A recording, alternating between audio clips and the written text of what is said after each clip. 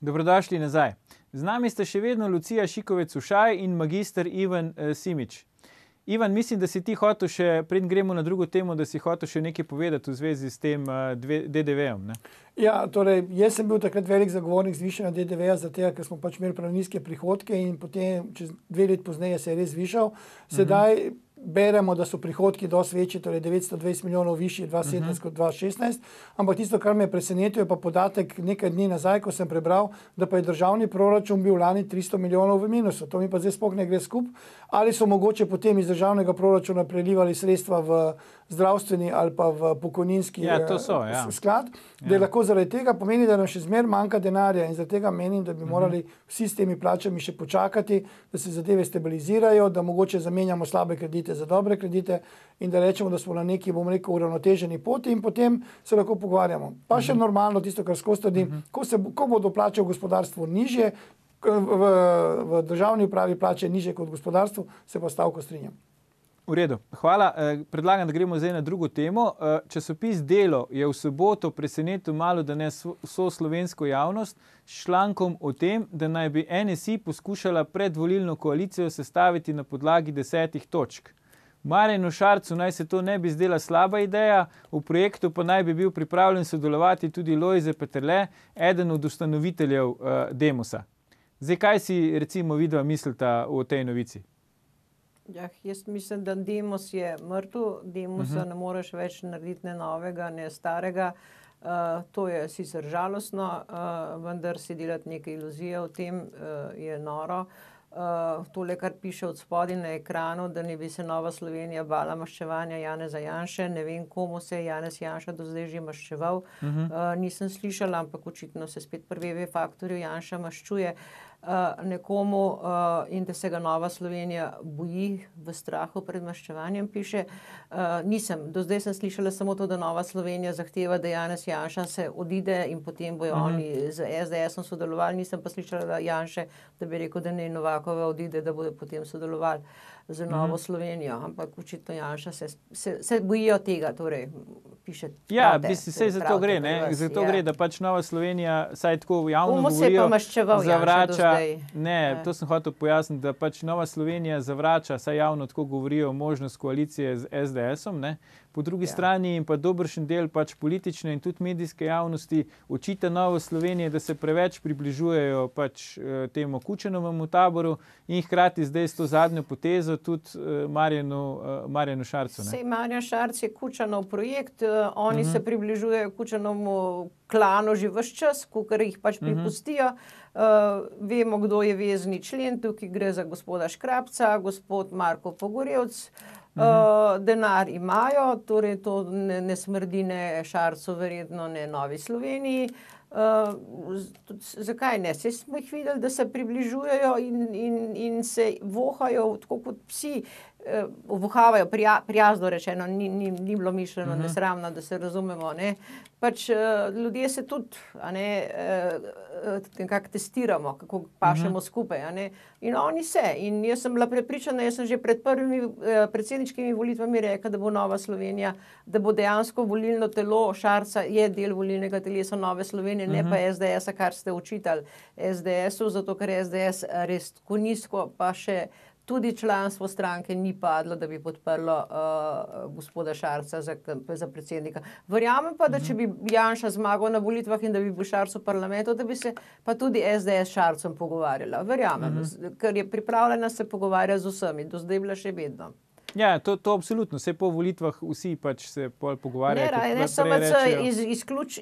SMC in Nova Slovenija sta že a priorno ves čas izključevala SDS. Tako da ampak to je pred volitvam, ne, tako da tudi po volitvah je Cerar povabil k razgovoru vse razen SDS-a, ki je pa druga najmočnejša stranka. Takrat, ko je bil v opoziciji, da je bil največja stranka, ne, zdaj verjetno ne bo in če bi prišel v parlament, pa bi ga kdo povabil v vlado, bi se verjetno bil pripravljen pogovarjati. Cerar pa verjetno res ne bojo več povabili v vlado. Ja, no, sej pravim, ampak hočem reči, odvisno od pozicije. No, vse to, kar si zdaj povedala, se mi zdi, da kar precej drži, ne? Ampak se na ta način se NSI pol odmika od SDS-a, ne? Oziroma se odmika od tega, da bi nastal nek pomladen blok, pač v katerem bi oni sodelovali. Nova Slovenija ima občutek, da oni ne morejo prosperirati, ker so v senci večjega. Mislim, A pa je to upravičen občutek ali neupravičen občutek? Ja, ne vem, zdaj poglejva malo naravo. Ne? A je zdaj drevo, ki zraste višje, krivo in ga je treba porezati zaradi tega, ker ki spodaj ne raste, ali boš odstranil tistega, ki ne raste. Mislim, ne vem.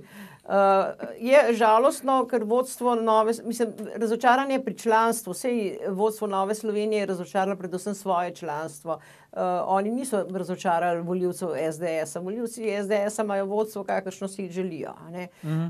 Nova Slovenija pa nima vodstva oziroma člani Nove Slovenije, ki jih jaz poznam, dobro se ne poznam vseh, ampak poznam jih mogoče 10-20, pa nimajo vodstva, ki si ga želijo, ampak imajo nek skup teh dečkov, za katere se marsikaj govori, kar zelo moti članstvo Nove Slovenije in imajo Ljudmilo Novak, za katero je bilo tudi boljše, da je bolj tiho kot ne. No. Ampak če to drži, zakaj potem ne potegnejo kakšne poteze, pa si izvolijo tako vodstvo, ki bi ga radi želeli? Da bi lahko vplivala na to, kaj bojo oni naredili. Niti se mi ne zdi korektno, da nekdo iz druge stranke vpliva. Ne si sami naredijo. Ampak glede na to, da praviš, da so nezadovoljni, se mi zdi čudno, da ne reagirajo. Ne vem, kako zbirajo, kdo gre na kongres. Res nisem se zanimala za to, ampak imajo pač, kar so si izbrali.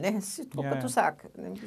Preden povabimo zdaj še Ivana tukaj v debato pri drugi točki, da nam ne bo zaspal, bi pokazali še en tweet Marjana Šarca, ki je verjetno morebitne upe NSI na uresničitev njihovega fiktivnega scenarija bolj kot ne pokopal. Marjan Šarec je namreč tweetnul: novi Demos, če sploh bo brez nas. Gospod Peterle je lahko brez skrbi. Ivan, kaj si ti praviš na to? Je to kakšna realna politična ideja, ta obuditev Demosa, ali gre bolj za neko specialno vojno prek medijev? In če gre za specialno vojno, kdo je po tvoje pač v zadnji tu? Torej, jaz prvo ta naslov, ki je bil v časopisu Delo, to je bolj naslov, da privabi bralce, da kupijo časopis, da berejo ta članek in tako naprej. Jaz sem ga videl, ampak ga nisem bral, ker nekaj, kar je bilo... Tebe ni pretegnil pa? Ne, mene ni pretegnil, ker vem nekaj, kar je bilo, ničesar tega več ni in je zadeva zaključena. Da bi ga zdaj obudil, ne verjamem, in bo zelo težko. Sploh pa zdaj, ker sem Lucijo poslušal, ki je govorila določena imena določenih politikov, imam občutek, da so se zgodili veliki prestopi, da nekdo, ki je bil prej na desni strani, je zdaj na levi strani, se druži z levimi. Koga misliš to? Bodimo konkretni, no? Ne vem, sem že pozabil, ki jih je bilo toliko. Aha, okej. Dobro, ja. Zdaj se mi zdi, bolj se bližamo volitvam, bolj bomo pozabljali ta imena. Ne, jaz sem bolj taktičen. Ampak jaz bi želel povedati, mene predvsem ta združevanja nekih strank, ki se združijo, da grejo na volitve skupaj, ker upajo, da bodo skupaj zmagali, mi niso v redu. Če se nekdo odloči ustanoviti stranko, potem naj gre svojo stranko na volitve, naj poskuša zmagati ali pa naj poskuša zbrati določeni odstotek glasov volilnih in potem naj se pogaja za koalicijo. Ampak jaz sem že pred časom povedal, da če bi imel kdaj stranko in če bi na volitvah zmagal, sploh ne vem, bi delal s kom koalicije. Mogoče je to povezano z mojim znamenjem, ker če vsi govorijo pred volitvami, da so za državo, da želijo državi najboljše. Kaj pa si po znamenju? Bik. Rojen sem na dan čebele. Svetovni dan čebel. Ja, na dan čebel. Pomeni, če nekdo želi državi dobro, poslej da rabimo koalicijo. Vse so vsi za to, vsi so za pametne predloge in če tisti, ki zmaga, predlaga dobre predloge, bo s tem.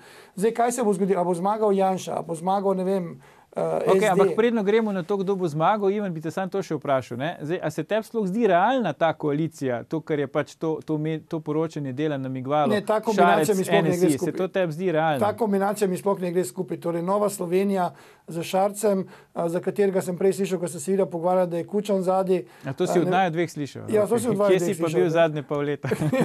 Ne, ker jaz pravim, da Kučana, ki je Prekmur, si ga preveč povezuje s toliko strankami, da zdaj več ne vem, da mu je zdaj samo še SDS ostala, s katero ni povezan.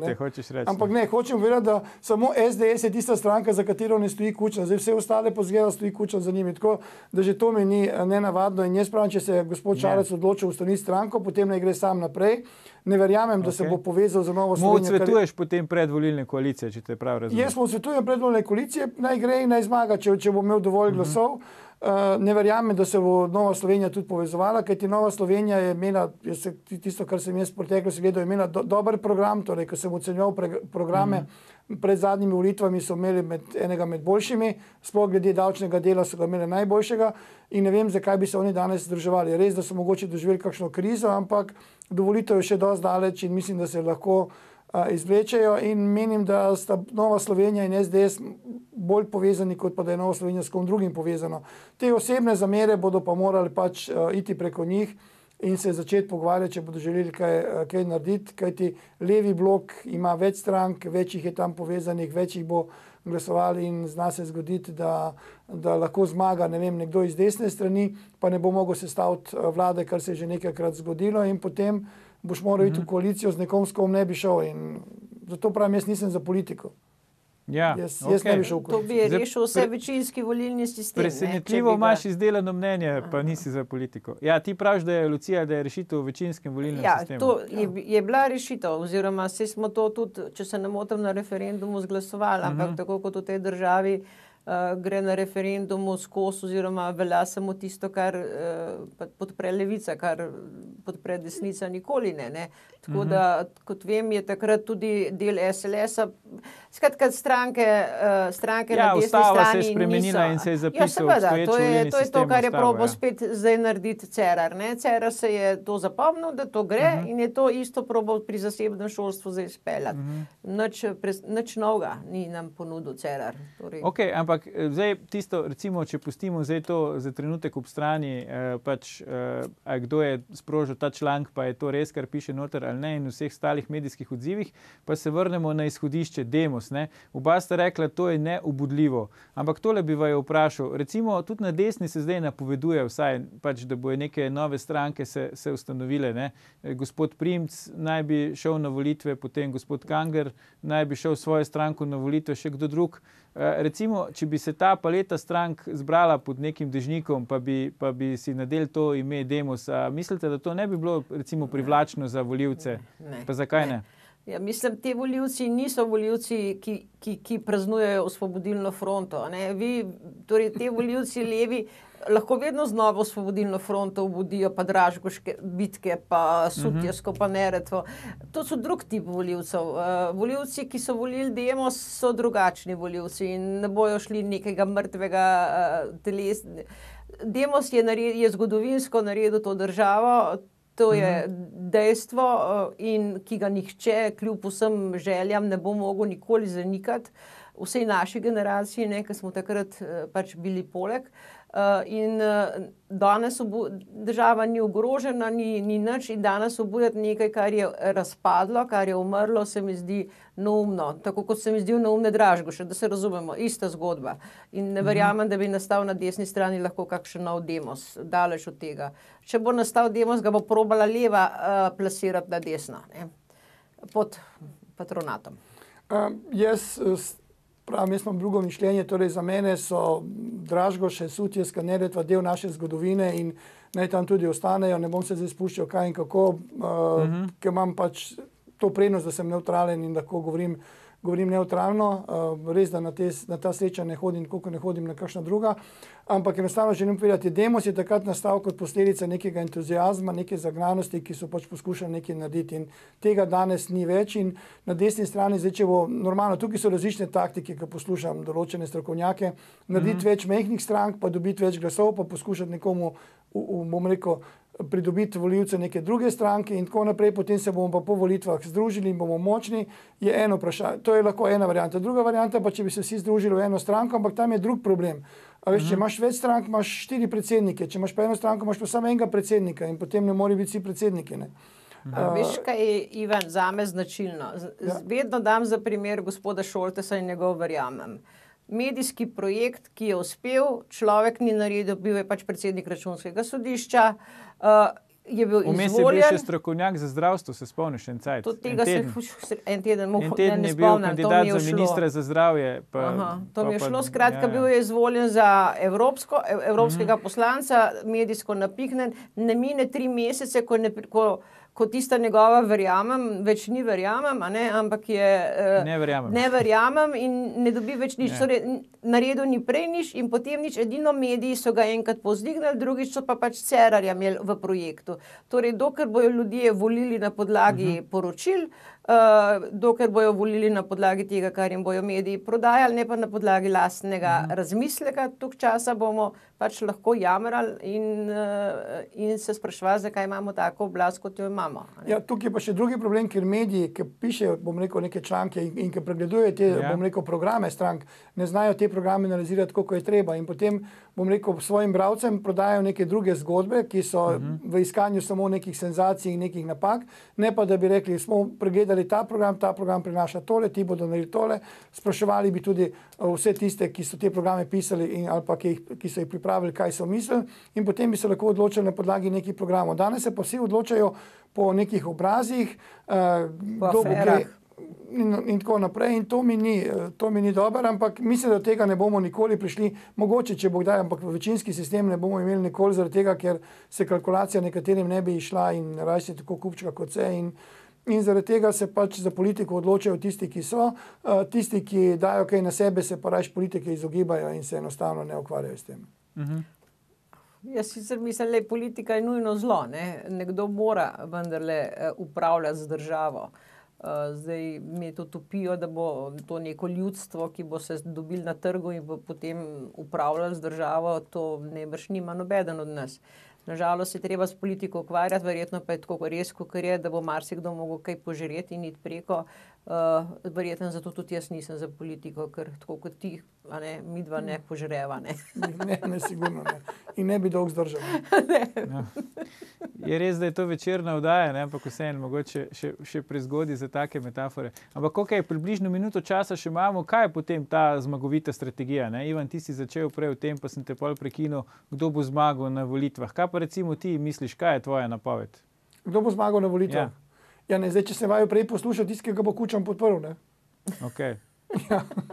Tako se pa zgodi presenečenje. Bi še kaj dodal, lahko se pa zgodi, presenečenje se zmerno dogajajo. Jaz si želim dočakati dan, ko bodo neki volivci volili nekoga, ki bo res nekaj naredil, ki bo pripravil dober program, ki bo vedel, ampak veš, kako je tukaj, tudi če si dober in če veš, kaj boš naredil, te lahko mediji sesujejo v trenutku in s tem se ukvarjati nima smisla. Kar se pa tega tiče, imam veliko izkušenj in bolj se tega umakniti in rajš počneš kaj drugega, kot da se s tem ukvarjaš. Čeprav bi lahko, ne vem, če gledam sebe, bi lahko veliko naredil, veliko prispeval, veliko, ampak enostavno zakaj, za koga? Ker ljudje te raztrgajo v eni minuti in te ni več in nima smisla. V redu, počakamo, mogoče pa pač na junijskih volitvah predvidoma, letos dočakamo ta dan, tako kot si rekel, in bojo ljudje pač glede na podlagi dejanskih dosežkov volili, ne pa tako, kot imamo zdaj občutek iz nekih drugih razlogov. Najlepša hvala obema za današnje gostovanje v oddaji VV Faktor in vajine cenjene komentarje. Po oglasih, cenjene gledalke, spoštovani gledalci, pa bomo lovili stekle lisice, prvi pravi pohorski western.